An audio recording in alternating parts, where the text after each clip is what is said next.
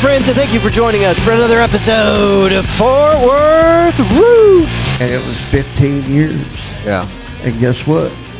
I just passed my 15-year. Hell yeah. Get a round of applause. Come on. Sounds like we got to change the Wikipedia page. You can find the Fort Worth Roots on all of your favorite streaming platforms, Pandora, Spotify, Apple Podcast, and more. There are also videos associated with these on YouTube. For social media and all the different places you can find the show, just look for Fort Worth Roots. Today is a very different episode. I was a bit of a fish out of water. After 5 years, this was pretty far outside of our regular platform, and as a warning to you guys, I've got a room full of veterans here, and there is some adult language in this one.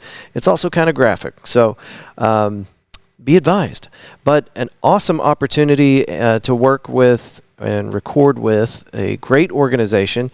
If you don't know, if this is your first time listening to the Fort Worth Roots podcast, our goal is to support 501c, local musicians, artists, and anybody else that's creating something inside the Fort Worth area, as well as our city officials for Fort Worth, like the fire department, the police department, Jay Chapa, the city manager. We're trying to get him on the show.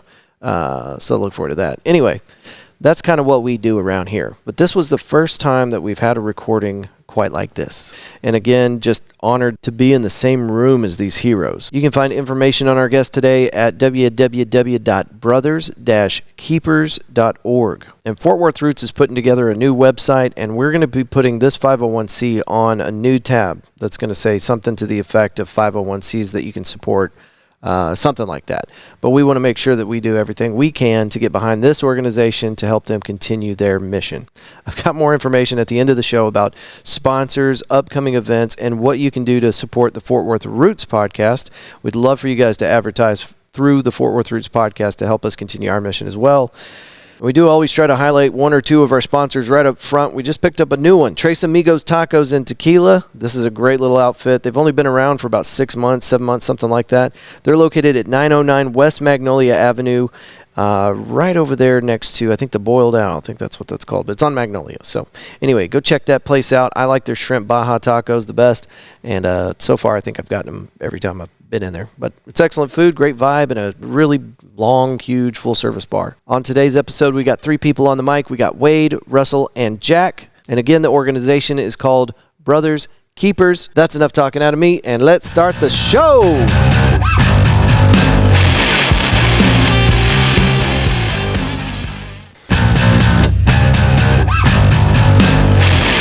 Hello, folks, and welcome to another episode of Fort Worth Roots.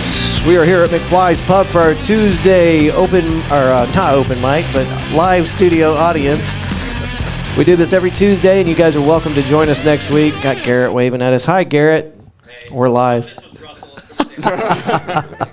Anyway, thanks for listening to us today, folks. We've got Brothers Keepers here today, and we're going to find out more about that in just a moment. You guys can follow along with us on Instagram, on all the streaming services. Anytime you're looking for what we're doing, it is Fort Worth Roots. All right, so now I'll make sure these audio levels are good, and let's go stage left to right. Introduce yourselves and what you do for the organization, sir. Sure. My name is Russell Jones. I met these guys through my friend Wade. He introduced me to them. And I really liked the mission. I really liked what they did. I couldn't believe they were pulling it off. It just flabbergasted me. And so I decided to devote as much energy as I could. I mean, that's my number one charity, and I mess with a lot of charities. And this is the top one that I've jacked with in a long time. And so I wanted to give everything I could to these guys. And over the course of going to these guys' mixers and, going to events with them and charity events and stuff, I got to know these guys really well. And whenever I got the opportunity to do this, I was like, yeah, Brothers Keepers, obviously. It's a Fort Worth nonprofit. So that's excellent. Big shout out to Dan because he got the ball rolling, but you're the one that brought it home for us, so I appreciate it. Yeah, no problem. All right. Yeah. Wade? Wade Grimes, Fort Worth native, one of the founding members here with Jack. I was introduced to Jack's story in 2012 and then became very good friends with Jack, and we're the same circle. Yeah, the rest is kind of history. We thought that we could raise somewhere to the tune of, I think, $5,000 is kind of what we originally thought we could do. You know, part of me was thinking that it was just going to be, let's do the paperwork, get a 501(c). You know, we'll raise a little bit of money, and then it'll kind of fade away. And here we are, 12 years later, and Oh, yeah. I think if you add it all up, it's probably over $1 million, maybe. Wow. You know, if you put everything together with scholarships and things like that. And then Jack and I just became very close, and he's one of my best friends. Excellent. Jack, welcome to the show, brother. Hey, man, how's it doing? Let's do a little bit of introduction here. Tell folks about yourself a little bit. Yes, I'm Jack Fanning, the founder of Brothers Keepers. Founded it in 2012. So, and even to take it further back, then Wade, right out of high school, a bunch of us used to do, hey, it's guys' night out, and we'd dress up as, you know, find the coolest little slick outfit we could get, and we'd go somewhere real fancy that we couldn't afford. And we'd say, and at the dinner, you know, the guys' dinner, we're going to raise a little money, pitch in our $5-10 that we have. And like the first year, I think we got like a chair for this an elder woman that needed it, just a regular chair. We actually pulled it off, and we'd do that like every year. Yeah. And then I went off in the military, and I come back, get injured in 2010. And after 2 years of, you know, a lot of the typical struggles that you would go through if you become paralyzed, and took me 2 years to get through some stuff, and I started realizing that I was inspiring like other wounded guys and stuff, and I, you know, couldn't get out of this body that doesn't move. But so I wanted to go, and then PJ like said, hey, let's jump you out of a helicopter. And that's, by the way, that's exactly how I got injured with a military free fall jump. Great idea. With friends like that, who took me out needs of the ball enemies? game, and then, but you know, God had a different mission for me. So I took a right, and you know, after I realized it, that my new mission is to help other veterans. You know, I don't care what disability or what, you know, we've had a rough, you know, 20 some odd years. Yeah. And so a lot of, you know, jacked up, you know, people, families. It doesn't just affect that guy that gets hurt or has PTSD or whatever the case may be. All the above, I think it affects, you know, the immediate family. It's then you got generational. the friends of the immediate family, and it goes, and then all your teammates, and you know, and you miss that camaraderie. And, Oh, yeah. but my life was like, whoa, okay, this is hard. Yeah. You know, Showstopper, right? this is real hard. Got to rewrite And, everything. I got through it, and I've always had a positive attitude, and we'll get into the depths of how it happened. But so in 2012, we got together and like, let's help some dudes. How are we gonna do it? Well, we didn't know. It's like, we just raised some money at a bar one night. You know, we ended up making $1,000. Yeah. And we were like, whoa, we just There's did that something on to a whim. this, yeah. And Brothers Keepers was started. That was a great night. We were at a bar in the back patio, and we were talking about what we wanted Talking to about do. how we're gonna Was it a Fort Worth Start bar, this. Wade? It was a Fort Worth bar. It's actually a It restaurant, was on Cat City Grill. I Oh, think. yeah. Magnolia. Magnolia. Yeah, it's still there, right? I think so. Yeah. It might be. But we were just, you know, kind of brainstorming back and forth, and people started showing, like, people in tables over here came over with a check. Yeah, Just because of hearing what we wanted to do. Yeah. we heard that's y'all cool. talking over here about this Brothers Keepers saying, "Here's a check," and we were floored.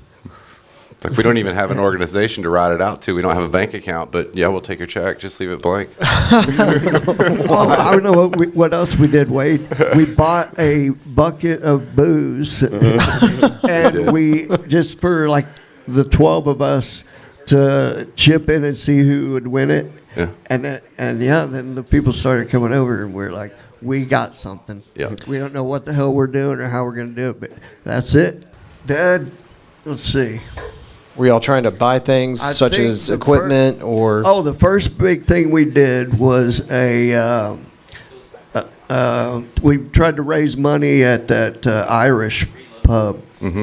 Pug Mahomes, Fort Worth business. Oh, Yes, man. so we had a band there because we knew the owner, and it ended up a bunch, and we had cool items. That's what it was. Somebody pulled through and got like guitars and badass like TCU helmets that are signed, and just cool stuff. And like Wade was saying, we wanted $5,000. We ended up getting like 48, and it blew us away. We gave some money. Yeah, I don't think we even knew what we were going to. We knew we wanted to help. We wanted to be veteran-centered and disabled veteran-centered, but I don't We think took we them to the even ranch. had a. That was our next, event. Yeah. Was we I figured that out. had met Ronnie just the year prior. He was at one of our memorials down in Florida, and this other PJ said, "Hey, you need to meet this guy. He's down there in Texas. He wants you to go on a hunt." So here comes this long-haired. You knew he was from the '60s. Basically a redneck, which is right up our alley. But he was like, "Hey, you want to go hunting at my ranch?" And then so we traded numbers, and man, does he have a beautiful ranch. It's like 3,000 acres, exotic animals and high wire, and then, beautiful South African animals. Is that the one y'all were telling me is big up towards bucks. Jacksboro? Yeah, so if you're familiar with Highway 10, west of San Antonio, Austin No, area, it's different. and Junction, people have heard about Junction. Oh, Junction. You okay. go about 20 Yeah. miles west, and it's right there in the middle of nowhere. Okay. But it's beautiful hill country, and there's a big cliff, and like the main house has an infinity pool where the water drops off. It goes down a few hundred feet to a nice little golf course green. And a train station. And I'm a hearing little from the water, audience. a little river, Yeah. Well, so it sounds like And, immediately y'all it's beautiful. started jumping into. So, yeah, we just invited a bunch of people that I knew, a bunch of combat controllers and some other injured people, but we didn't just bring the veteran. We brought the entire family. Yeah. That was the one thing I wanted, because there's a lot of organizations where it's just the guy or the gal. Yeah. But we want the whole family, and this was a blessing. We didn't know it'd work out like this, but you get 5 to 8 to 20 families, kids, their spouses, and they get to talking about their own stuff and listening to other situations and the hardships of other families. And there's an instant bond, just like when you're on a team, Yeah, the wives And- connect more than the. and the wife, we do. yeah, and we hang on to that, Yeah. and we treasure that, and we reach back out, Well, I think you made a good point earlier. You were saying that, whenever these massive life-changing injuries occur, it's not just you yourself or the vet that is suffering. It's the family that has to adapt as well. Right. So- and you walk out of there hugging, kissing, and crying Yeah. and laughing. Like, hell, you're doing that by day 2. That could be Yeah. induced. Like, we like to have a good time. We're not like, okay, all of you guys, gentlemen are injured. Here is, We got a PowerPoint. it's pretty laid out. Yeah. Sure. Laid back. Yeah, so it sounds like initially when y'all got it started, and it still continues to this day, but you guys are very active with organizing events in order to focus on camaraderie and getting these families together and things like that. That right there actually is the whole reason that's the reason I'm sitting here today, because Push money. Wade was my financial advisor for a long time, and we were friends, and we went to school together, and so we kind of helped each other out in business and whatnot. And then, so I would go to his mixers and stuff. So I didn't think anything of it. I met Jack. Brothers Keepers did the thing. We donated some money. Everything was rocking. And then I was doing some other veteran stuff, and Wade knew I was into it, and he's like, "Man, we could really use your help in the kitchen.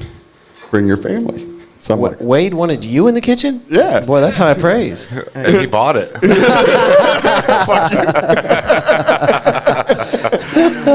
so I show up there, and we show up late Thursday night, get in our cabin. I'm like, he's like, "Yeah, be in the kitchen Friday morning." So I show up Friday morning. I'm like, "All right, what do you need me to do?" He's like, "Go get a margarita." I'm like, "What?" Excellent. And then I realized what Brothers Keepers was doing, and then so I'm a PTSD veteran as well, and we've talked a little bit about that. And so I was like, "Man, this just blows me away." And then Wade, I mean, culinary mastermind. You know, I mean, Yes, like he you don't get out there in a ranch and you don't like. This guy Somebody's got to cook. Someone spent 5 minutes on these cucumbers. You know, I'm like, what is going on? 5-star meal. Yeah. Back to the family aspect of it. It gives an opportunity, especially for the spouses, to understand that their husband's not a jackass, and there's a bunch of other jackasses maybe. Right. It didn't just happen to him. And they realize that that it's similar, and their children realize it's similar. Like, I didn't think my dad could do that, and I just saw him jump out of a helicopter. Yeah.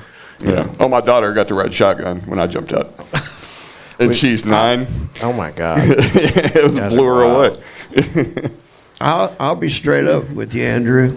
You're probably going on this next one in October. Y'all got me all kinds of excited. So don't tease me, Jack. There is another promise. I guarantee you'll leave a different man.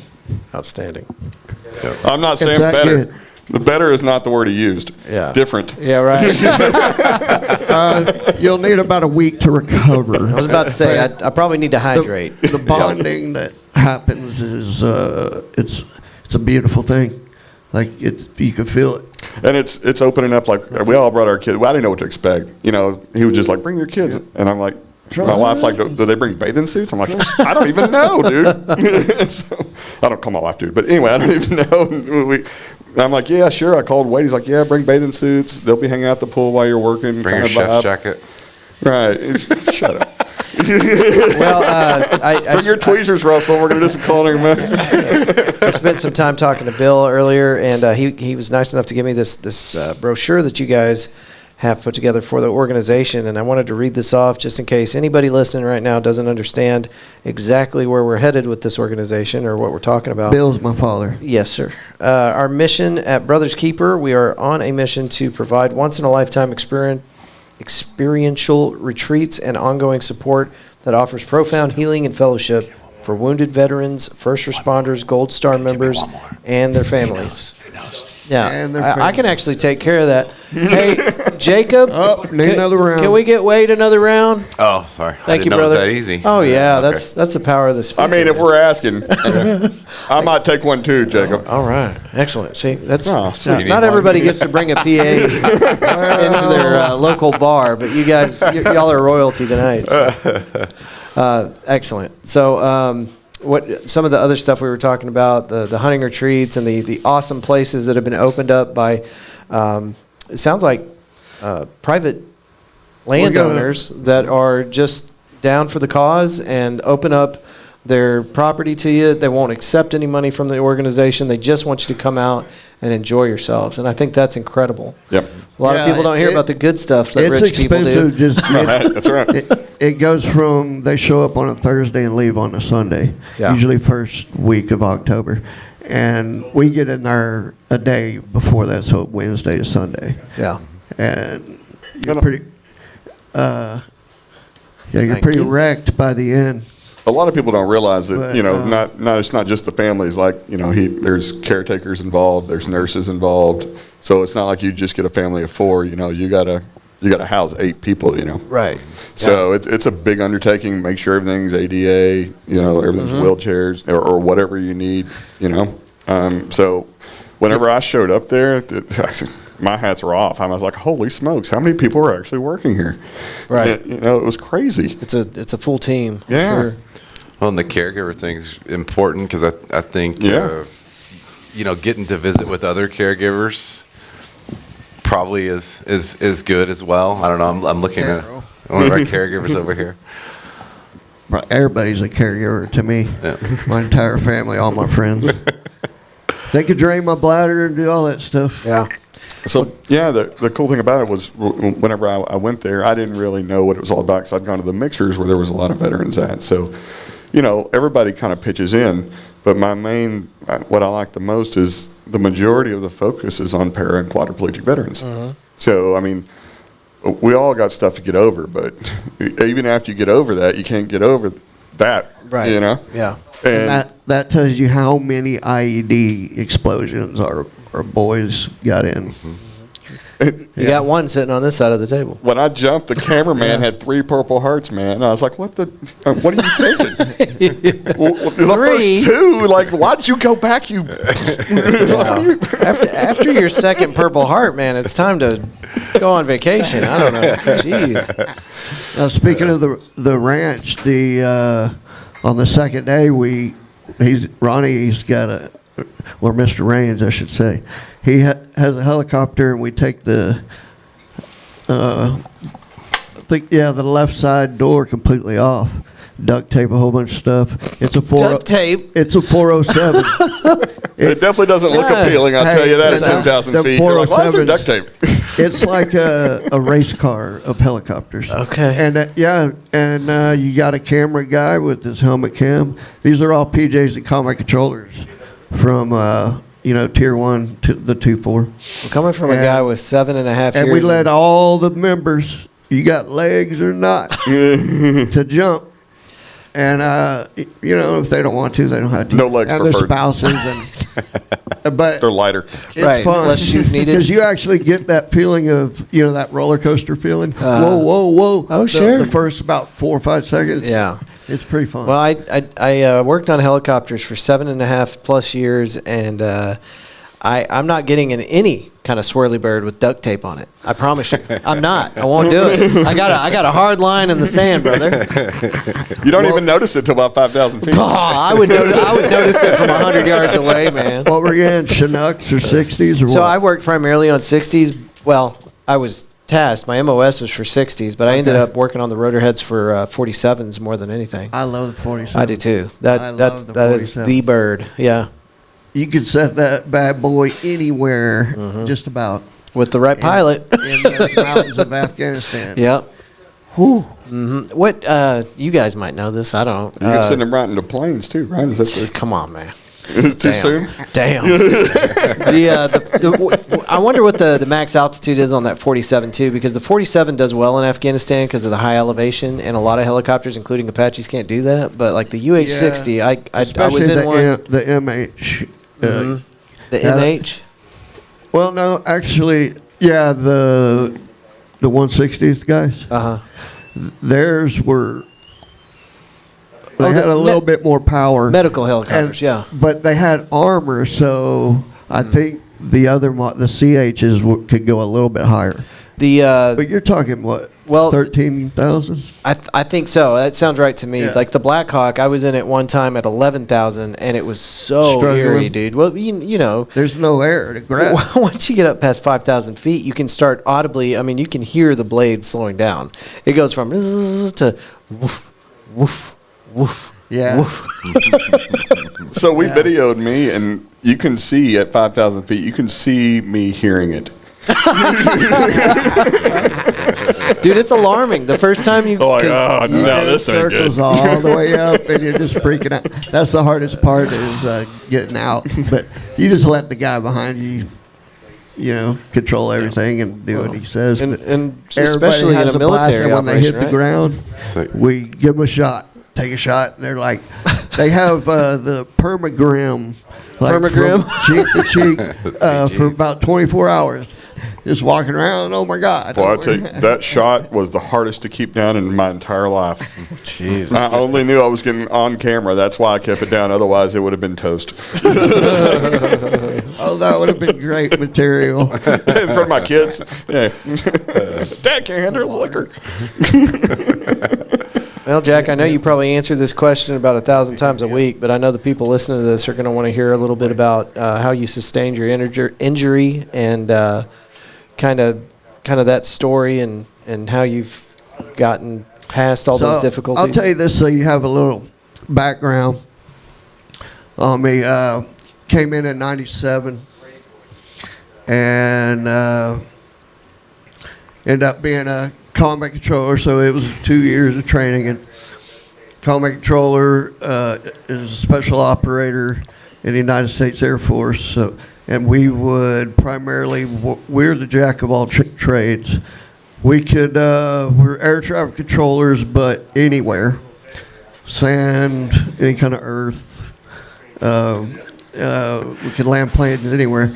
And I mean, motorcycles, quads, military free fall, combat scuba, sear, everything you can think of. And the reason why they pound that in you for 2 years is so we could, so when we're on our teams back at the squadron, wherever you're stationed, we're training together, and then you will do a spin up with the unit. You're going to be usually an ODA team.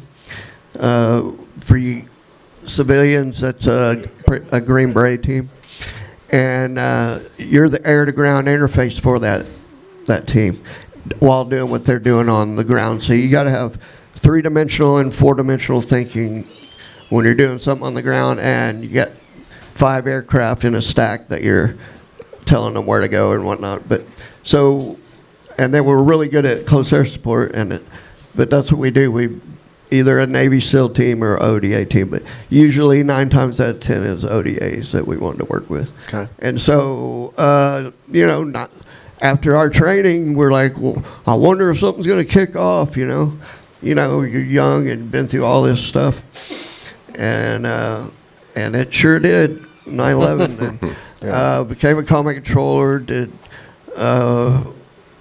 13 years. Did 6 tours, 5 in Afghanistan and 1 in Iraq. Kicked off Iraq in 2003. Got it very expensive, so they voluntold, or I got a lot of experience over there. So the chain of command voluntold me you will go to Bragg and be an instructor for the next 3 years. And I was like, no, because we're in like Destin, Florida. What a place to be stationed. Damn it, man.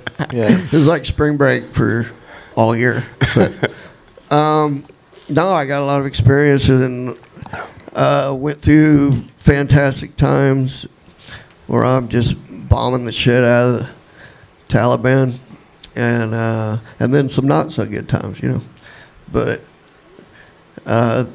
then after the schoolhouse, I was itching to get back in the fight. And now I've been training guys for a long time, and who else is at Bragg? Well, JSOC is at Bragg. So went up there to the 2-4 you have to assess, and then they have a green team, which is about 8 months long. And you're like, yeah, I've had this many, we're pretty experienced guys, and you get kicked in the jimmy real quick. And you're like, okay, I get it. There's a lot more we have to even learn, and it's just, so I was at the very tail end of green team, long story short. And so one of our last mission sets, we're going to take off in a C-17 from Bragg, fly to White Sands, New Mexico, do a hey-ho, which is a high-altitude, high opening, rather than a hey-low. So we jocked up where we're going, and then we're going to jump into a desert, create a DLS, a desert landing strip, with it's these high-speed little, kind of heavy, but the wind won't blow it over. So it's like a diamond shape or something, but it's flat and you can only see it under nods, but you can make it over, but if it's in a sketchy place, you put it on IR. And so and then you make it, 3,500 feet, or a C-17. C-17 could do 3,500. That bad boy, and it had all the assault vehicles and stuff. And then we do follow-on mission sets up through the mountains, doing a lot of stuff. And what had happened was, What happened? get a was- drink, wait. So upon exit, everything's cool. I pull on a hey-ho. Instead of flying, for 40 seconds or whatever, you jump out and you count about a second to 2 seconds, second and a half, and you pull, and it's precision. We had done it time and time and time over and over and over. And I pulled it, and we actually jump with night vision goggles, which is not standard for your typical Tier 2 special operations team. Yeah. But up there they did, and it was sketchy. Weather was sketchy, and but everything was cool. But my nods, which are dummy corded, of course, caught a riser, and my goggles fall down to under my chin. So I can't see the team, and you're stacked. We call it a stack. It's like a staircase picture. 25 up, 25 back is the goal. Now, it's never goes that way, but that's how you try to get it. And we're talking the whole time, team leaders in the back. There's a point man. Everybody has a little chest thing like this little thing I have, but about half that size. You un-Velcro and it pops out, and then it has a compass, a big-ass compass with a chem light, and then a little map, and GPS, and we actually fly like 15 kilometers to the target. So you jump at a high altitude. They don't even see a plane going overhead. Yeah. We're out, and then we fly for, not on this particular mission, but some of them, we're out there, you're in the canopy for 45 minutes. Wow. And Holy it's shit. very, very difficult to land exactly where you want to land. I would imagine, yeah. But when you do, without, hundreds of them, training, and there's always problems. So, but I couldn't see them, and I didn't want to run into anybody and kill them. So I would let go of my steering toggles and reach down, grab my night vision, put them up. So now the canopy's just going where the wind, Yeah. and those things haul ass. And I'm searching for the guys. There they are. Okay, stay right here. And then you let go, grab turn back to the right, And I stayed clear of them. And I really wasn't panicked at all. I didn't, I said, nods are down. I'm just staying clear.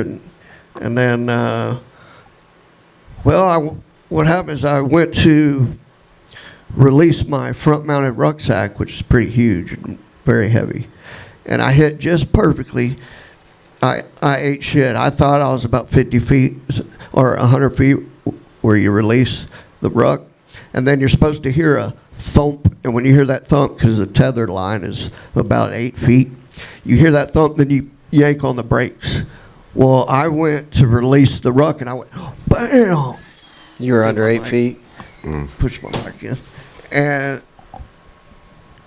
And I hit just perfectly in my head, went into my body, and the C3 overlapped over the C4 and was stuck in there really good.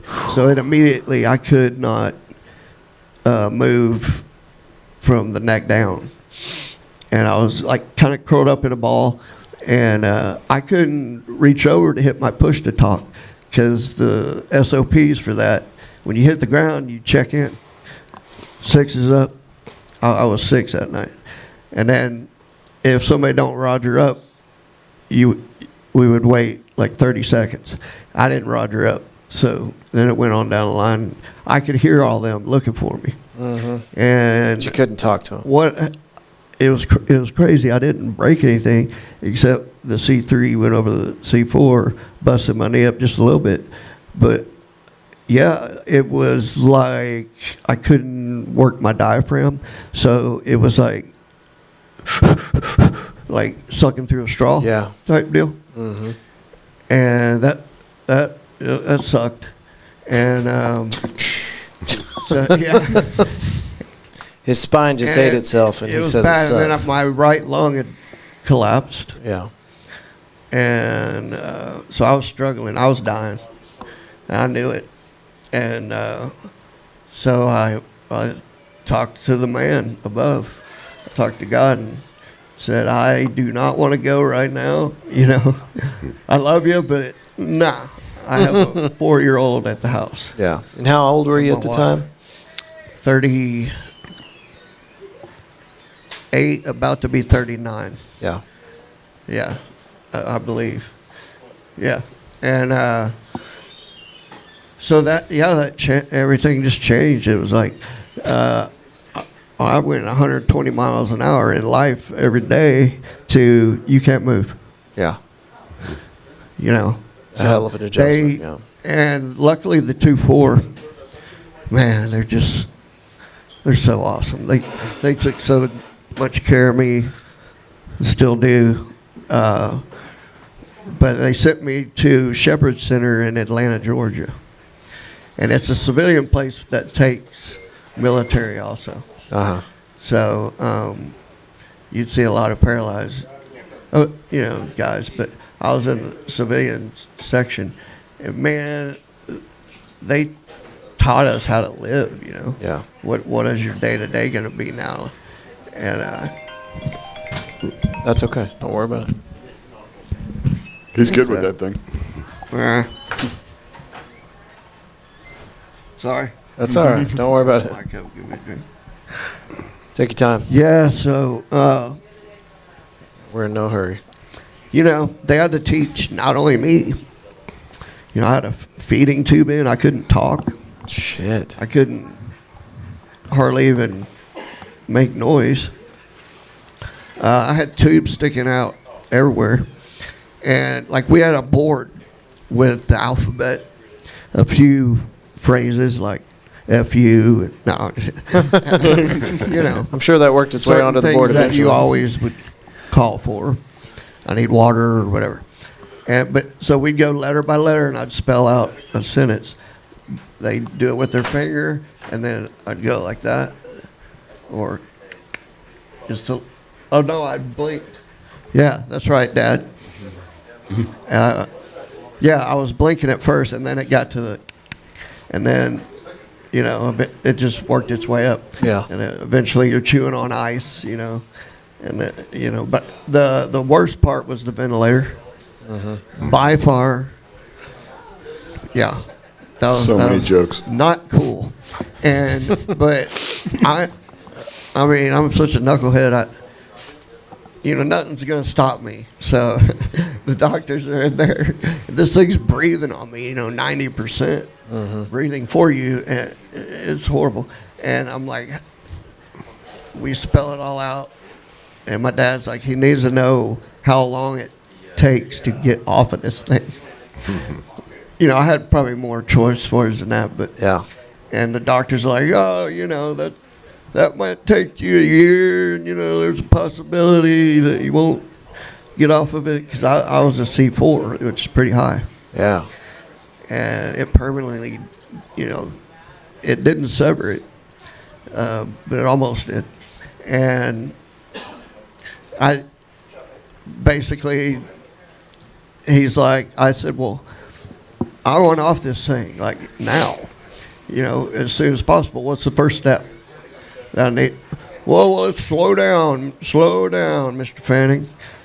No, like, what's the step to where I can decrease it or whatever? Yeah. And he's like, you have to, come down to 80%, and you have to stay on there for 3 days at that 80%, or you have to start over. And I'm like, turn it up now. And he didn't understand. And my father's like, this is how he's going to be the whole time you're here. And I did it in record time. They said at the hospital it was, 3 months? Oh, not 30 days. Really? 1 month, yeah. We can split the middle. So I was getting it. I would destroy myself, where I was basically passed out for like 2 or 3 days when I would turn it down again. So when you're doing that, you're working out your Yeah. previously collapsed lung, right? You're trying to rebuild your strength in your lungs No, and the your lung, diaphragm. lung was good. It's your diaphragm. Diaphragm, yeah. So I'll take what I do is I take a breath and then as it doesn't work. I'm using it right now. Yeah. But it's very difficult. And especially that's why there's so many deaths when somebody gets paralyzed, even if it's a para, not a quad. It takes that diaphragm away, and if you can't breathe and nobody gets to you, you pass. it. Yeah. So What's the percentage of something like that? Oh, I don't know. I'm sure I looked it up way back when. Funny thing, the first thing I did look up when I was able to get on a computer. Porn. Nah. Okay. Second thing. Wild guess, sorry. Second. That was a solid Second. 4. No, they wheeled this big old computer up to me. Now I have all these gadgets. It's crazy. Yeah. But you just learn as you go. And I looked up, how long does a 39-year-old live after having a C4 quadriplegic, accident? I want that. That's what everybody looks up. Yeah. And if you're in that community, and it was 15 years. Yeah. And guess what? I just passed my 15th year. Hell yeah. this Get a round of January. applause. Come on. Sounds like we got to change the Wikipedia page. Yeah. And Take that, Google. got another solid 15 in me. You don't know everything. Oh, yeah. You know what I mean? Like that. If you don't have that drive, which I got from my old man, and that passion for life, and not be so serious all the time, and it's rough on a daily basis. There is so much shit that I have to do that nobody, unless you're right there doing it. Yeah. I'm a lot because I have to ask for everything. Yeah. Wait, I need some water. You're slacking. Come on, Wade. Come on, Jesus I'm trying. Christ, you got one No, job. he doesn't need the water. He just saying that's an example like that. He needed it. I'm sure you're taking No, that. no, hit this guy slacking over here. No, but just every little thing, you gotta Yeah. roll me over in Yeah. the morning and My nose drink itches. Yeah. and do this and it's. But I've gotten to where, you figure out little gadgets like this thing. Yeah. We had somebody make it, and I put Velcro on the back of my iPad and iPhone and stuck them on there. And over the years, it just gets better and better. This guy in Atlanta I met makes these sticks, changed my life. Yeah. I didn't know it, but it changed my world when I was able to, because they put like this reflective dot on in between my eyes. It's goofy as hell. And I would stare at the computer, and then it would reflect, and I would point at the key, letter. Did that work? And it bounces off that little sticker. You still use it? And nah, man. No, you use the stick.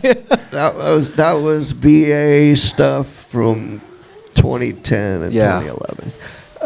Kept changing all the categories and porn. He's like, But- this is not working. Oh, I didn't want to see that. No, You it's not just the figure- category. You're like, okay, what can I do to eliminate me asking to text? What is it going to take? And the little God wink, I was blessed with. This guy would roll into my room every morning. Hey, Jack. And at that point, I'm like, why me? And why? And you can't even believe it. You're in shock. And this happy-go-lucky guy with 2 sticks. He had a stick on each side. A similar thing like Bougie. this. He was bougie. And he was a C4 quadriplegic. Exactly my injury. And he did it. He got hurt when he was like 24, and he was like 58 or 60. Wow. Fit, and every day he kept coming, and I'm like, man, this son of a gun, and then, man, now I buy a lot of stuff from him that he manufactured. That's what it was. It was all a marketing scheme. Yeah. Right here, and then the tips. Yeah. the tip. So that you can navigate the on tip. screens. Just the tip. Yeah. Changed my life. Game changer. I And really then, want to. So you just figure stuff out. It's just, and you have to grind every day. There's no days off, bro. Yeah. I wanted to ask you about some of the upcoming technology. Do you have any, what's your outlook on that? Do you think that things like Neuralink, and are you hopeful Stem for cell stuff like stuff? that? No, I'm talking more about integration with technology. Stem cell, I think it could be light years ahead of where it's at now if the regulations were removed. But with me, you look at it, 2 or 3 different ways. Without, can you raise the mic? Without technology, I wouldn't be able to do a lot of cool stuff that I control my own TV. yeah, With when I'm laying in bed, because I'm in bed, I got up Sunday with my son for like 5 hours, but the rest of that week I was in bed. yeah, I'm coming off of a gnarly, brutal butt pressure wound that I've been fighting since 2020 when Corona got here. yeah. And Guys, if we flip that microphone Yeah. upside It down keeps so that it's on top, it won't fall as much. We can rotate. You might have to pull a little slack off that cord. There you go. Is it too Just high? angle it down just a little bit. across me. There we go. Is that good? Bring it up. Can you get it closer? Closer to your lips. Closer. Closer. Almost there. It rubs the lotion Almost on there. It gets the hose Come again. on. All right, hit me with some. It rubs the lotion.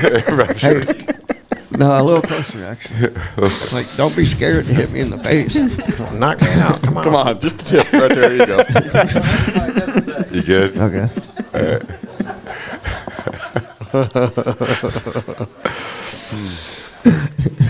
Here, Brock, you hold that in.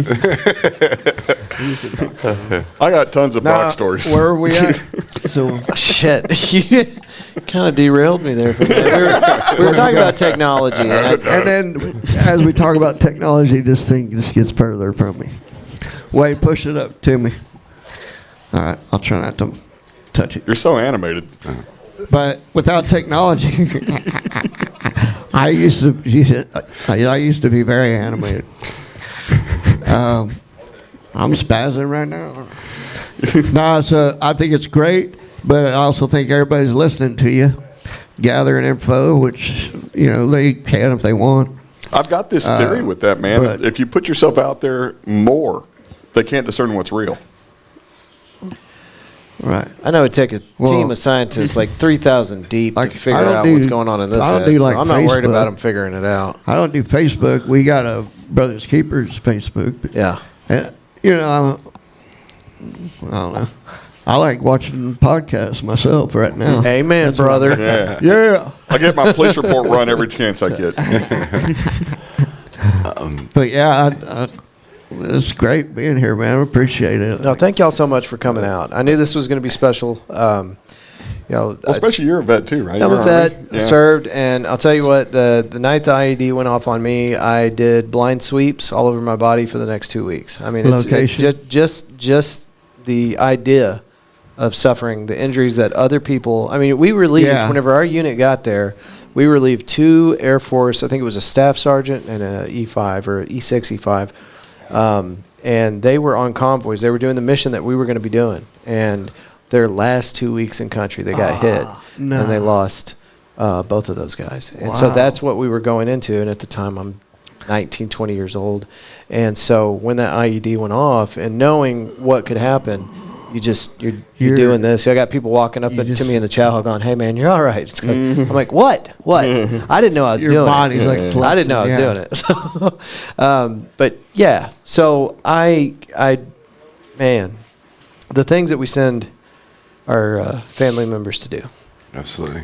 Yeah. Well, he's a very humble guy, so he won't say it, and so I'll say it. As far as inspiration, he's one of the biggest inspirations in my life for sure. I will remember. Thank you, Wade. You're welcome, sir. There was a summer we were out on your back porch, hanging out, grilling, having some drinks, and you asked me if I could get the fly off your face. And at the time, I thought to myself, this was one of the top 1% of physical specimens of human beings. And at this Less than 1%. And at this point, I got to get a fly out of his face. And this is the guy that makes me get up in the morning. That meant a lot to me. So. And that means a lot to me, you know, right back at you, Wade. Without everybody in my life, I couldn't do it either, man.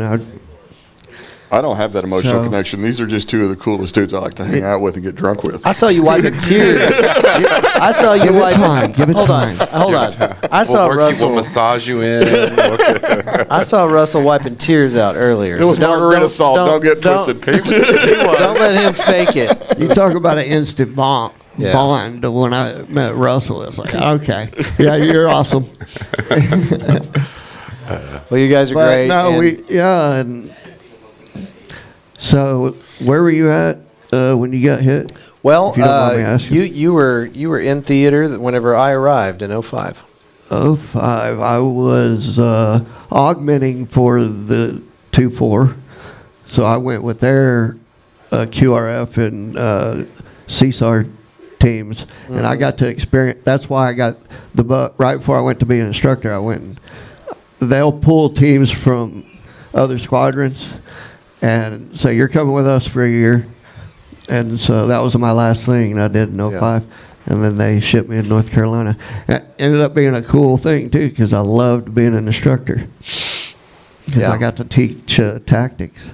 Yeah. So it's cool. I also got blown up in an IED, pretty much unscathed. Yeah. They initiated it. This is up in the furthest northeast, Naray Fire Base. Okay. Wait, is that way part out of there. Iraq or Way Afghanistan? Afghanistan. Okay. But they initiated it about 2 feet too soon, and it blew the 240 gunner off the back. And you know how you can't see because of the dust, Yeah. and you can't hear. It's and so I was madness. grabbing my body parts, seeing if they're still there. So, you know. Bailed out with my go bag, and I was with the team leader.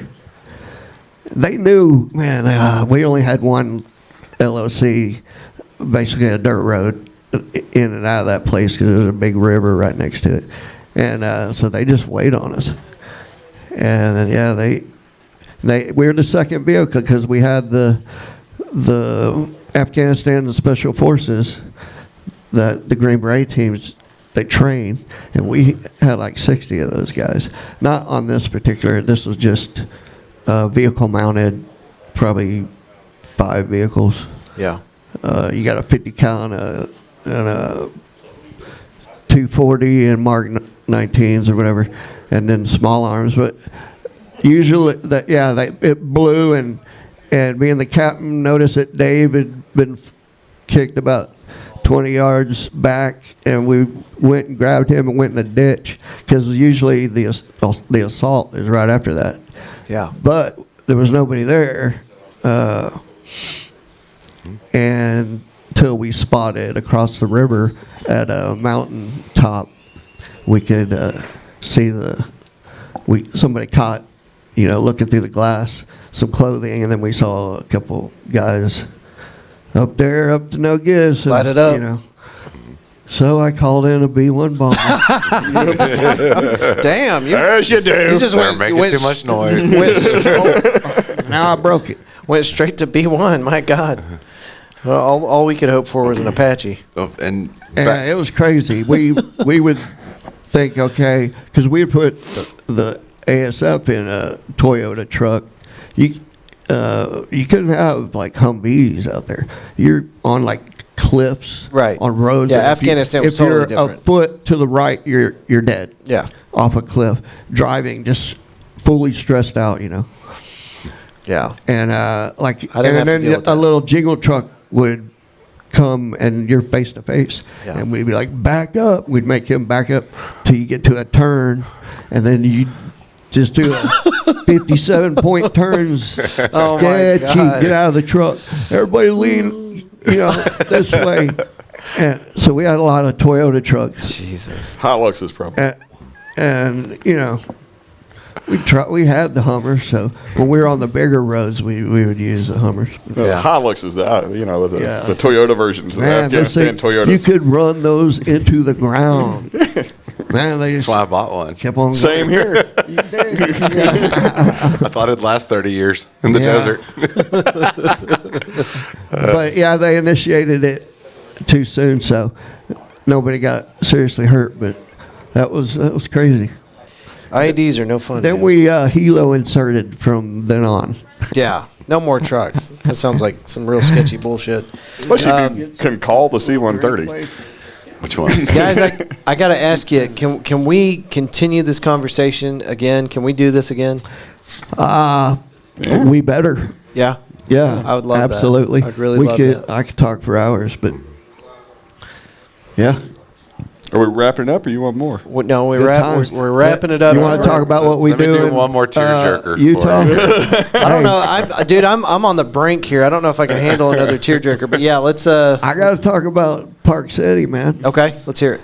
Park City, Utah, one of the best places in the country to snow ski.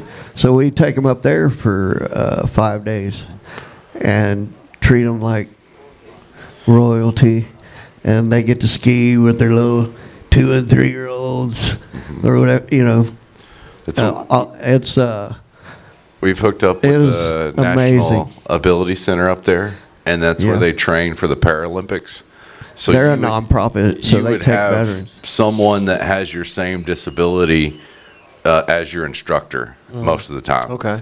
So They're professional. you don't have any legs. Okay, you're going to get a guy that doesn't have any legs. He's going to go with you Yeah. and teach you how to do all the stuff. You don't think it can work? Look, I'm making it work. And then, like what he's talking about, where you've got somebody's son at the end of this thing going, or daughter, whatever, saying, "I thought I'd never see my dad do that." Yeah. That's the money shot. Excellent. On the chance that we've got somebody out there, a disabled veteran that is, seeking camaraderie, really looking for a way to access the things that we talked about today, what would you have to say to them? What would you tell them? Where would they go, Wade? I would say go to the website and then let's hook up. I've got it right here. It's www.brothers-keepers.org. On Facebook, it's facebook.com/broskeepers. Instagram.com/jacksbro, Struggling. We tried to Why- make it longer, but Struggling. I'm having Jack's Now, brother keepers. There we go. If you just go to the website, all that stuff is at the bottom. Okay. And, I would say if you're a Fort Worth business and just- you want to, yeah. I would say just give me a call. But check out the website and then check out the video or whatever. If you want to go to YouTube and see the 20-minute version, because we have a 5-minute. You can. Go there and make a there's donation. plenty of donate buttons. It actually says support. Little buttons on the website. Please go on there and give us $5, $10, $20, $50, whatever you can do a month, and you can set it up like that. if you're a Yeah. small business in Fort Worth like I am, this is exactly what we did. When I hooked up with them, I became a sponsor, and my logo is like in all the different stuff that we do. So they But do rather. if you just Yeah. want somebody to talk to or come hang out or go to, we do mixers on a quarterly basis where we'll give $1,500 to a local charity and talk about them, and then talk about us and what we do. And getting money is always the hardest thing. Sure. Nobody likes asking people, but One thing that, if I can speak frankly on this, Yeah, is one go thing that I noticed whenever I met with these guys is it wasn't a it's brothers keepers or nobody. Like I met leaders of other charities on their charity event. Yeah. We try to invite local charities, together. and Yeah. that way we can learn from each other. We want you to- It's build. mission first, not money first. Right. Mission, Right. we're Money second. always looking for help and friends and Yeah. people that are down for the cause. Any nonprofits that are in DFW that want to hook up and you think you might jive with our same mission, please contact Brothers Keepers. Any LLC that wants to donate or wants a tax write-off this year, Or C Corp or S Corp. yeah, that guy knows. Any. Okay. Yeah, if you give, it automatically generates a a letter and sends it to you. There's no paid Tax employees. This deductible. all goes straight to the We have straight to the one veterans. paid employee, a I'm sorry. CPA for $200. I'm sorry. So, other than that, everything goes out. Well, if Jack wasn't sitting here, I could feel bad for you, but I'm all spent, bro. Hey, I want to go ahead and that's all right. Those were cheap. We're gonna put. Oh, I just want to say, Andrew, I'm sorry. We're 100% volunteers. Yeah. We all have other jobs. Well, not me, and so everybody, we can use all the help. So, when we connect with somebody, and I can already tell you're one of those guys. So you're stuck with us probably forever. It certainly feels like it, and to kind of solidify that, brothers-keepers.org is going to go on the Fort Worth Roots website. Rock on. We're Thanks, going to man. have a special Nice. spot for that. So Jeff Zero over there at Purple Web Consulting, go ahead and add that if you would, please, sir. And we'll do everything we can to support you guys. Thank you. And this is going to Thank be you. something that we're going to rally behind and do everything we can to support. I can leave you with the funny one here. If you think you got it, I think I got it. Let's So- see. You're laughing. about Let's see if you couple can make us weeks? laugh. know what it is. This is one of the first times he and I went out together. So I think you were going through a bunch. I was kind of going through a bunch. This isn't Windstar, is it? No, wasn't Winston. So we decided we'd go to a bar and have some drinks. And I'm not skilled in the art of caregiving. I didn't know exactly time, he wasn't. how to do this kind of stuff and Yeah, whatever. yeah. So, well, let's get something to eat. What do you want to eat? Queso. All right. I can do that. I can figure that out. So Wings. I figured that out, and then that's like, what do you want for your entree? Wings. And I'm like, God damn. what are you gonna get soup in between these two? What are you gonna do? Wings are the worst. But we were having a few libations, Yeah, and having yeah. a couple shots, and I remember this couple across the way was staring at us like what's he doing giving that boy shots? And all that. He looks over at her. I'm driving. All right, that is a perfect note to end it on, guys. Thank y'all so much. Can we get a round of applause for everybody at Brothers Keepers? Thank y'all so much. It's amazing you. what you guys are doing for these vets. And Jack, We'll thank you. come back as soon as possible. Excellent. Yeah. I'll come to you. How about that? And That's easier. yeah, probably. Jack, thank you so much for sharing your story with us. And damn, we just really appreciate it. All right. man. Thank you, All man. right, guys. Thank Thank you, you so much.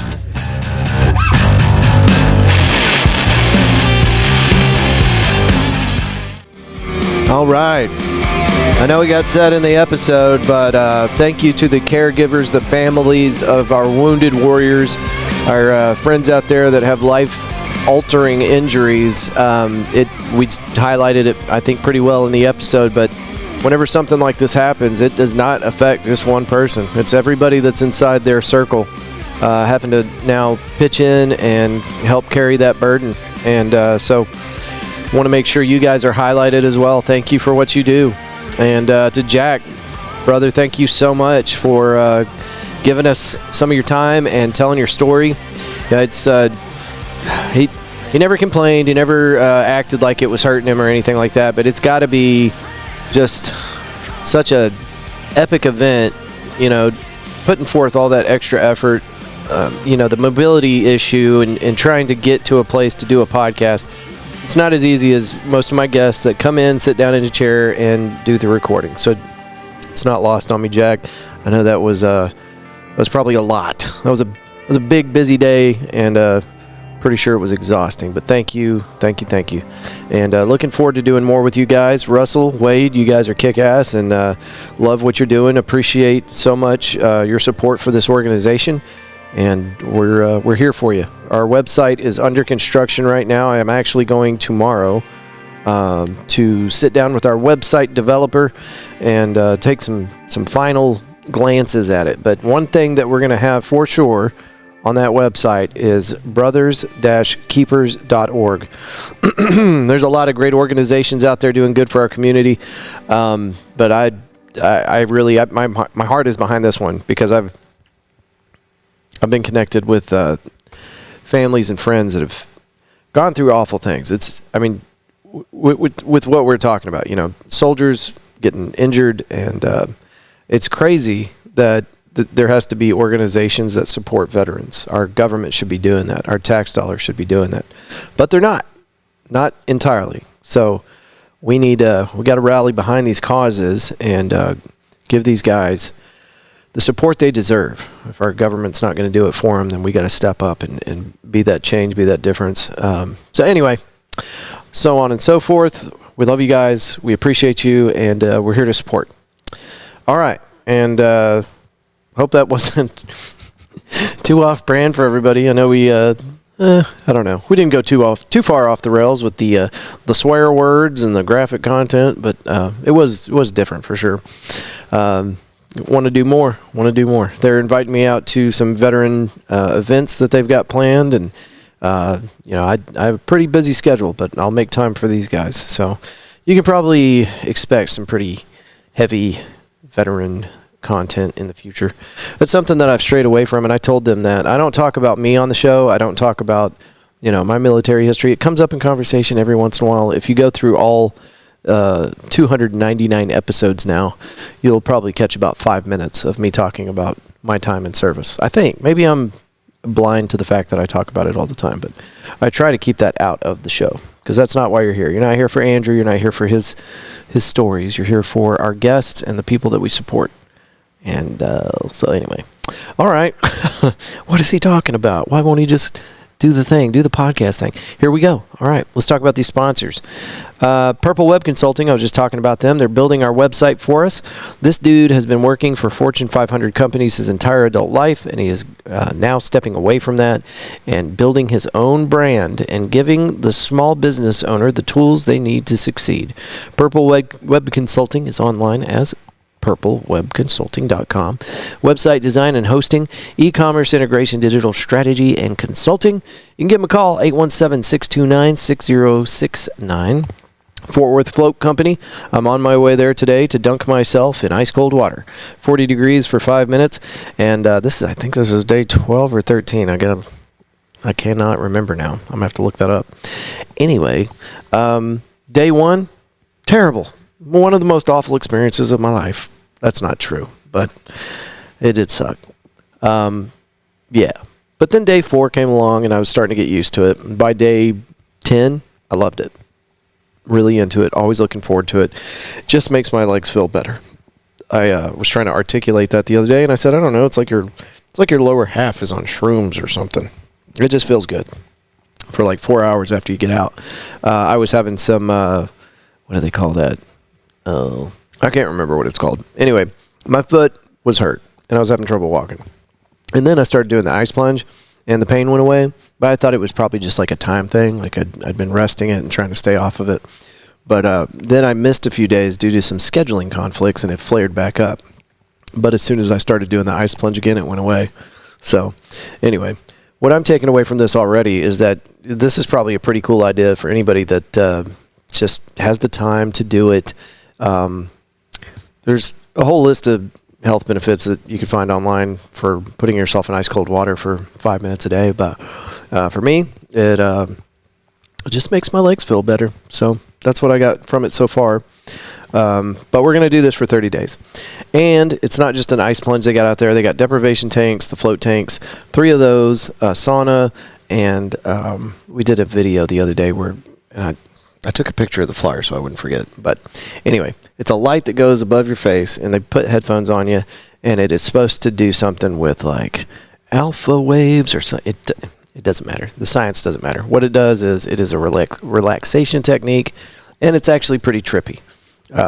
Closest thing you can get to sober hallucinations, psychedelic experiences. It's really cool. Anyway, they got that at Fort Worth Float as well. Go check these guys out online. Instagram, it is FW Float Company. And see all the cool stuff they got going on over there. Big fans of Kevin. Love what they're doing. There is at least one other place in town that does this, but they are not from... It doesn't matter that they're not from Fort Worth. It's an out-of-town organization. And our entire mission here, whenever we're talking about these companies, support local businesses, because when you do that, the dollar you spend stays in the community. If you go to these out-of-town outfits, you spend money at their place, the customer service isn't going to be as good because they don't care. But aside from that, your dollar is now going out of state. And the people I'm talking about, probably great folks.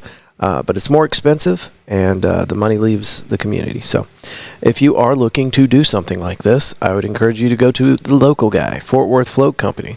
And if you're not in the market for this, I'd consider checking it out. The sensory deprivation tanks are really rad, and they're nice and warm. You don't have to worry about being cold. All right, Hop in Fort Worth, where we do the morning show Monday through Thursday, releases at 8 a.m. on all streaming platforms. Quick little 20-minute episode that we do for you guys to get you ready to go for the day. With Thursday being our big episode, we talk about all the events that are happening over the weekend. And listen, when I say all events, I miss a bunch of stuff because it's one guy, and he's trying to pile through all this information, and there's a lot of stuff going on. So if you don't want me to miss something, or if you got a cool news story, or you just want to say, hey, what's up? It's blah, blah, blah. I listen to the show and I love it. Send us an email. I'm telling people to do emails, but Richard Keller sent us a voice recording this week.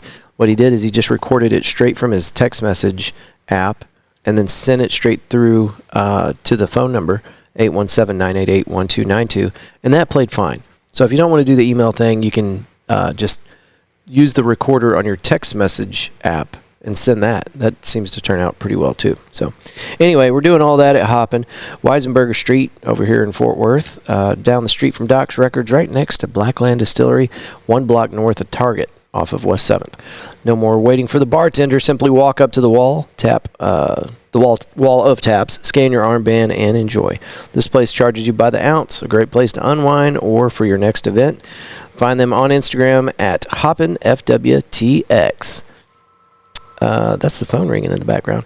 The Davis team, look no further than our friends at the Davis team for all your property needs. They have already sold 2 homes for us here at the Fort Worth Roots and helped us find our new home. And we love our new home. We've got a new puppy too. So we got a new puppy in our new home, and we're living out in the country. And the Davis team made that possible.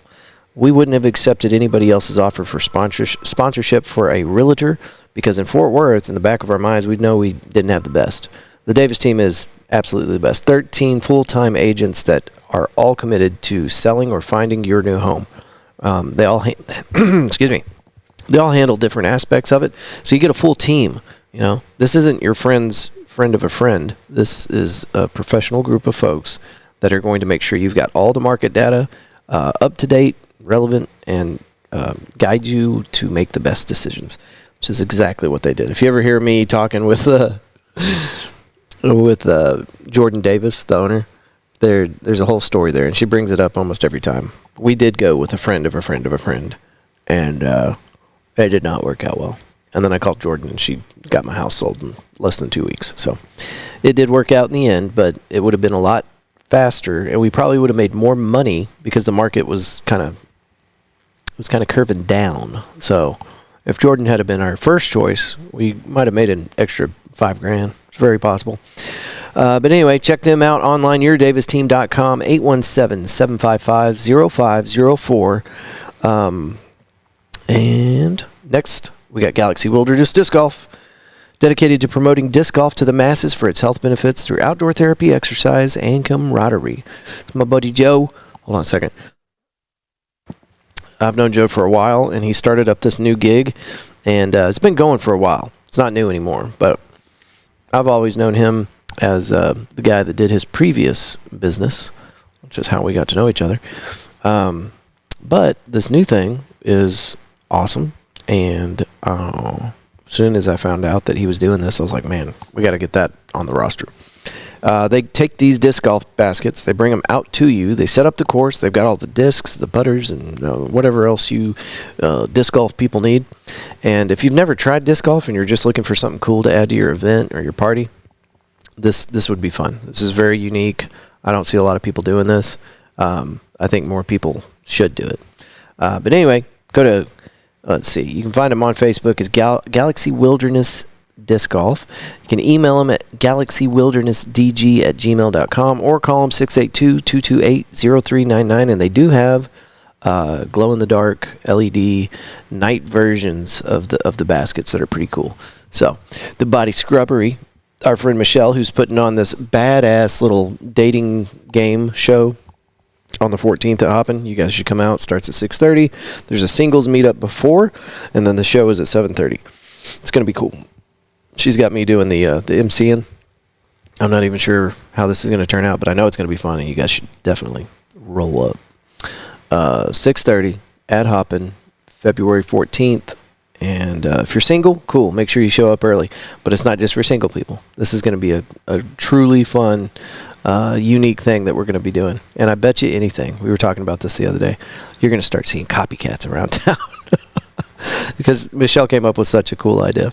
Anyway, enough about that. On Instagram, The Body Scrubbery. Find them online, thebodyscrubbery.com. Or give them a call, 925-808-8222.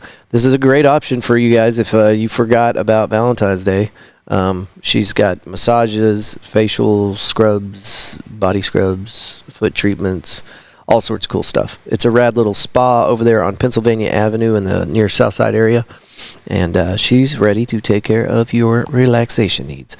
Boulevard Brew, great coffee in a rad little space right off River Oaks Boulevard, a cozy little bar scene in the back with a new home for local musicians. Give these guys a try next time you need a coffee or a place to chill. I call it the Mullet. Coffee shop in the front, party in the back. Something like that. Anyway, Fridays they usually have live music. Check them out on Instagram at Boulevard Brew to see who's playing next. Eaton Data Solutions. Internet pirates are starting to target small businesses. I shouldn't say starting anymore because this has been going on for a while. But we used to hear about big data breaches at the large Fortune 500 companies. Well, Mr. Eaton had been working for these guys, these big Fortune 500 companies.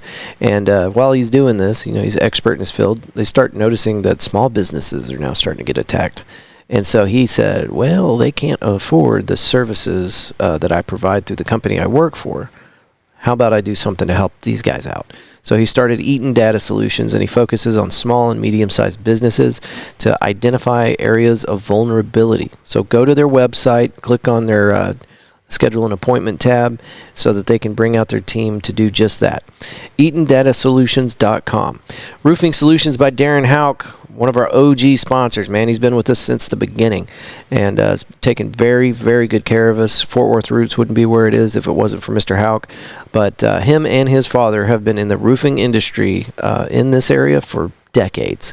And there's a lot of things to look out for whenever you find yourself a roofer. Anybody can put shingles on a house. It's actually pretty simple. But to get it done right and to make sure that you've got somebody that will come back when there's an issue, now that's tricky. That's a much smaller pool of trusted contractors inside the DFW area. Roofing Solutions by Darren Houck, they don't cut grass. They don't do plumbing. They don't do general construction or any of that other stuff. They just do roofs. They do commercial and residential, every type of roof you can think of. But that's that's their expertise. It's roofs. Another thing to look out for, other than your weekend roofing hobbyist, do they have a brick and mortar location? Are you going to be able to find these guys? Well, Darren Houck does. It's located off of Meandering on your way to the east gate of the military base here in Fort Worth. And the reason that's important is you get these storm chasers that will roll through an area.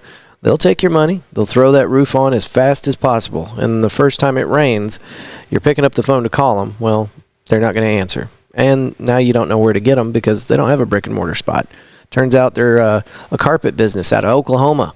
And they were just down to scoop up some cash. So I'm telling you, that really does happen. Anyway, I'm not saying that Roofing Solutions by Darren Houck is the only place to get a roof that is reputable. Surely there are others. But Roofing Solutions by Darren Houck is the most highly rated roofing company in DFW. If there's any others that have the same rating, I don't know. But you won't find one with a higher rating than Roofing Solutions by Darren Houck. So give them a call. They'll actually give you 50% off a roofing tune-up where they get up there and they check all your pipe jacks and make sure that you don't have any points of entry for moisture, which can lead to huge problems later. And in North Texas, we really got to stay on top of these roofs. No pun intended. Their website's roofingsolutionsHouck.com. Phone number is 817-882-6520. McFly's Pub, 6104 LTJG Barnett Road. It's a weird address. Just pull up your maps and type in McFly's Pub. It's a 1980s Back to the Future themed bar with an excellent outdoor patio. That's where we filmed this episode, of course, and we do it every Tuesday. We're out there with an interesting guest, telling their story, having some fun, and just trying our best to enhance community and give you guys a cool little outlet during the week. if you have a gig, if you have a book coming up, if you've got a podcast, if you're a musician, whatever you want to promote. Whenever we get done with these episodes, when we get done with our interview, the audience microphone is out there. Hold on a second. Dang it, dude. These allergies have been kicking my ass. I'm on a Allegra D, like, drip. I got to have a steady supply of it in my system or I don't do well. Okay, moving on. Where were we? Yeah, the audience microphone, so you guys can jump in and be part of the conversation after we finish the interview. And we're still recording, so it's part of the episode. We didn't do that this week because our audience microphone was being used by a guest. That's going to happen sometimes. I only have 4 ports on this Rodecaster. But that's very not typical. But anyway, yeah. And I don't think anybody this week had anything to plug. We were all about Brothers Keepers, everybody in that room.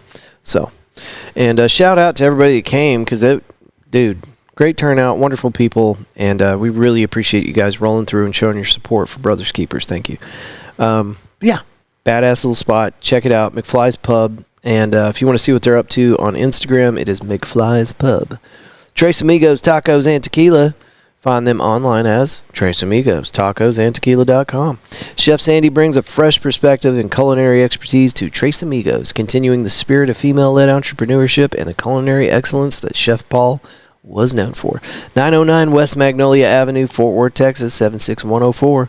I love their shrimp tacos. You're going to continue to hear me talk about them. They're delicious. They got this salsa that is pretty incredible, too. It's like oven roasted. It's smoky. It's very, very smoky. It's delicious. I haven't had anything bad there yet. I don't expect that I will. But go check this place out. It's over there on Magnolia. And Sandy would love to meet you. She will talk your ear off if you'll let her. In a good way, Sandy. In a good way. But she's very personable. And would just love for you to come check out her spot. She has absolutely murdered herself to try to make this thing come true. And she's built an excellent establishment. And if you're aware of the place that was there before, it didn't look anything like this. She has rebuilt the inside of that place top to bottom, and it looks great. So, anyway, Tres Amigos Tacos and Tequila over there at 909 West Magnolia. All right. Cloudland Recording Studios. Our homie Joe Tacky jumped on board. CloudlandRecordingStudio.com is where you can find them. Cloudland Recording Studio is an analog and digital recording studio located in the heart of Fort Worth. We are just 1 mile from downtown and 5 minutes from the near Southside Entertainment District of Magnolia Avenue. If anybody's going to ask me where they should get their record mastered, their new album, their single, whatever, I would send them straight to Joe Tacky. I wasn't super pushy about it, but I told Joe, I was like, I want to have a studio on the roster for sponsorship. And it was Cloudland. There's other really great studios here in Fort Worth, but I wanted Cloudland, so I wouldn't stop bugging Joe. I hope I didn't strong arm him into this. I tell people all the time, I don't do sales. I will approach somebody and be like, this is what I got. Would you like some of this? And they either say yes or no. And if they tell me no, I'm okay, cool. Well, can we still be friends? Yeah. All right. Cheers. But Joe's here for it. Great community player. The dude is a huge supporter, all things music here in 817. And that's what we really appreciate about our friend at Cloudland Recording Studio. All right, man. That is all of our sponsorship right now. We have a great need for more sponsors because we want to do more cool shit for you. If you are a business owner and you're interested, just kind of playing around with the idea, call me up, man. Let me know. 817-988-1292. And what we do for our sponsors, we put them on the banner whenever we launch our live music series. We also hand out trifold information, a pamphlet, brochure, or whatever. Hand that out to the people that come to our shows. Last year, over 100,000 people attended the events that we were at. And we've got it all on one piece of paper now. So we just hand these things out to everybody as they're passing by. Your information is on that. And then social media. We're always hyper-focused on trying to really strengthen that leg of the advertising world inside the Fort Worth Roots continuum. So our Instagram is something that we are dude, if I'm not making something, I'm on Instagram reaching out to people, telling them, hey, what's up? How you doing? Would you like to be on the show? Blah, blah, blah, blah, blah. and it has taken me 5 years, but we are approaching. We're getting close to 10,000 followers on Instagram, and over 120,000 people monthly stop by our Instagram to see what we got going on, and so we use that as a vehicle to help promote your business as well. Just recently, and this is Tony Diaz's fault, I like dropping his name because he's a cool dude. Over at the Fort Worth Weekly, he got me invested in a 1/6 page ad space on the Fort Worth Weekly. And what we're doing now is we're going to keep that spot. We're going to try to be on that same spot every week. Wink, wink, right, Tony? But anyway, the idea is people can flip the Fort Worth Weekly over, and right there, big old square, rectangle, I guess, is the Fort Worth Roots ad space. And we're going to put all of our sponsors on there. We're going to kind of rotate them through and try to get our sponsors on the paper once every 3 weeks. Excuse me. But it's cool. So if you want to see what that looks like, just pick up a Fort Worth Weekly. You can get them at reputable businesses all over the city, and just flip that bad boy over, and right there you'll see what I'm talking about.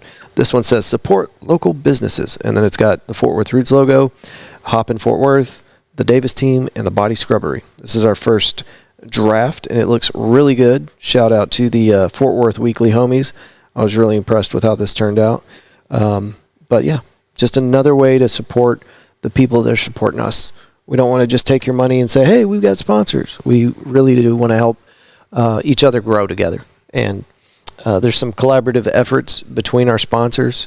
So it's a little bit of a team, man. We're all trying to get somewhere together. All boats rise with the tide. It's kind of our mantra. But, yep, there's more. There's more stuff that we do for our sponsors, and I usually have my little readout in front of me.